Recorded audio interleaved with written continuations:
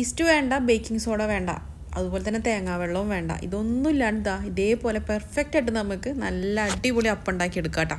ഞാൻ പ്രഗ്നൻ്റ് ആയിട്ടിരിക്കുന്ന സമയത്തേ അപ്പം കഴിക്കാൻ ബുദ്ധിമുട്ടായിരുന്നു. പക്ഷേ ഈസ്റ്റ് ചേർത്തത് കഴിക്കണ്ടെന്ന് വെച്ചപ്പോൾ എൻ്റെ അമ്മ ഉണ്ടാക്കി തന്നിരുന്ന റെസിപ്പി ആട്ടത്. അമ്മ സ്വന്തമായിട്ട് കണ്ടുപിടിച്ചതൊന്നല്ല, യൂട്യൂബിൽ എവിടെയൊക്കെ നോക്കി കണ്ടുപിടിച്ചുണ്ടാക്കിയിടുന്നതാണ്. പിന്നീട് ഞാനിത് അടുത്തൊരു വീഡിയോ ചെയ്തിരുന്നു ഈസ്റ്റൊക്കെ ചേർത്തിട്ട്. അപ്പം അമ്മ പറഞ്ഞു, മോൻ എന്തിനാണ് ഈസ്റ്റ് ചേർത്തിട്ടുള്ള വെള്ളയപ്പൊക്കെ കൊടുത്ത് വയറ് കേടാക്കണത്, അതുപോലെ ഉണ്ടാക്കിക്കൂടെയെന്ന്. അപ്പോൾ പിന്നെ നിങ്ങൾക്കും കാണിച്ചു തരാമെന്ന് വെച്ചു. ഞാനിതാ ഇഡ്ഡലി റൈസ് ആയിട്ടാണ് എടുത്തിട്ടുള്ളത്. നാട്ടിലാണെങ്കിൽ നല്ല അടിപൊളി പച്ചരി കിട്ടും. ഞാനിവിടെ ഇഡ്ഡലി റൈസാണ് എടുക്കുന്നത്. അത് ഇതാ ഒരു 8 മണിക്കൂറോളം കുതിർത്തി വെച്ചിട്ടുണ്ട്. അരി കുതിർത്തിയതാ മിക്സിയുടെ ജാറിലേക്ക് ഇട്ടിട്ടുണ്ട്. 1 കപ്പ് റൈസാണ് ഞാൻ എടുത്തിട്ടുള്ളത്. അതിലേക്ക് ഞാൻ 1 കപ്പ് തന്നെ വെള്ളം ഒഴിക്കുന്നുണ്ട്. ആദ്യം കുറച്ച് ഒഴിച്ചു, പിന്നീട് വീണ്ടും ഒഴിച്ചിട്ടാണ് അരച്ചത്. ഈ സംഭവം ഉണ്ടല്ലോ, തണുത്ത വെള്ളം തന്നെ ഒഴിച്ചിട്ട് അരയ്ക്കാനായിട്ടാണ്. ഞാൻ ഫ്രിഡ്ജിൽ വെള്ളം വെച്ചിട്ടുണ്ടായിരുന്നു. ആ വെള്ളം ഒഴിച്ചിട്ടാണ് ഈ അരി അരച്ചെടുത്തത്.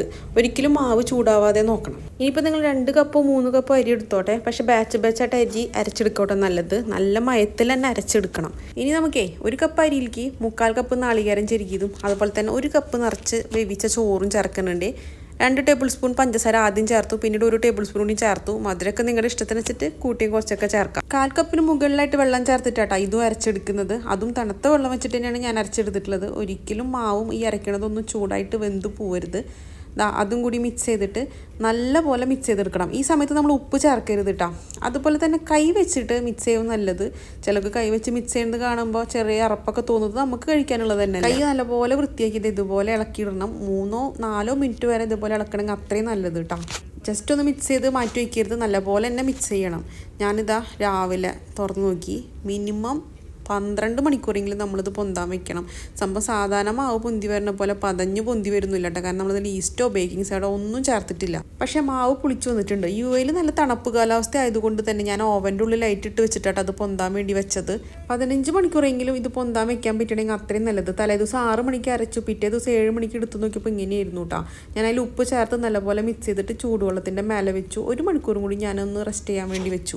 സംഭവം ചെറുതായിട്ട് ഒന്നും കൂടി ഒന്ന് പതഞ്ഞിട്ടുണ്ട്. വല്ലാണ്ടൊന്നും പതഞ്ഞ് പൊന്തി വന്നിട്ടൊന്നുമില്ല. പക്ഷേ ഇങ്ങനെയാണെങ്കിലും നിങ്ങളൊരു ടെൻഷൻ അടിക്കേണ്ട, നല്ല അടിപൊളി അപ്പം നമുക്ക് ഉണ്ടാക്കിയെടുക്കാൻ പറ്റും. അപ്പം ഉണ്ടാക്കിയെടുക്കുമ്പോൾ എപ്പോഴും ഇതുപോലത്തെ ഒരു കാസ്റ്റ് അയണിലൊക്കെ ഉണ്ടാക്കിയെടുക്കണമെങ്കിൽ അത്രയും നല്ലത് കേട്ടോ. നോൺ ചിക്കനാട്ടി നല്ലത് ഈ വക പാത്രങ്ങൾ ഉണ്ടാക്കിയെടുക്കുമ്പോഴാണ് അപ്പം അതിൻ്റേതായ പെർഫെക്ഷനിൽ കിട്ടുക. മാവ് കുറച്ച് കട്ടിയതിനാലേ തൈറ്റി വെള്ളം ഒഴിച്ചിട്ടാണ് ഞാൻ വീണ്ടും മിക്സ് ചെയ്തിട്ട് ഇതുപോലെ ചുട്ടെടുക്കുന്നത്. സംഭവം ഉണ്ടോ, അടിപൊളിയിട്ട് കിട്ടി. ഭയങ്കര സന്തോഷം തോന്നി. ഞാൻ സാധാരണ ഈസ്റ്റ് ചാതിരിന് ഉണ്ടാക്കാറ്. അമ്മ അങ്ങനെ പറഞ്ഞിട്ട് ഉണ്ടാക്കി നോക്കിയിട്ട് ഇങ്ങനെ കിട്ടിയപ്പോൾ ഭയങ്കര സന്തോഷം തോന്നി.